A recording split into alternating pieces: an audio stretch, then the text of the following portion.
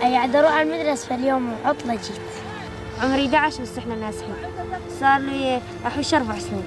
عمري كبير كان صف أول ودوري كبيرة وما رحت. دور السعدارة كان صف سادس. من الساعة 5 الصبح ومن للمغرب نجي. للعشاء. إيش ما نتعب. واحد من الجاري يشتغل. صعب عليه حواشر القطن في العمر. 4 سنين صار نحوش.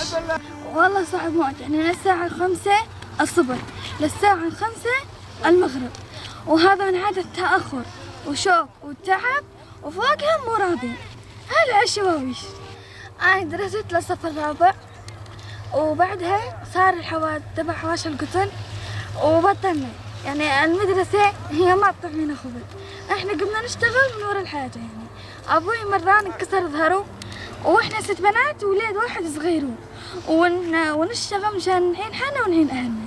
أشعر بدي أكمل دراستي، يعني هيك أصير محامية، يعني المحامية مشان أدافع عن الناس المظلومين. النساء والبنات هن مظلومات، يعني لازم هن ياخذن حقهن مثل ما الرجال ياخذ حقهن. زاد هن يعني بيلن حق كبير، مو بس الزلم هم يشتغلون، زاد النساء هن حق كامل، يعني مو بس يربون أطفال. شو أفكر أول شيء إنه ما أجي أتشوش مشان أظل نايمة، وثاني شيء يعني أفكر إنه نرجع على بيتنا ونكمل دراستنا ونكمل تعليمنا.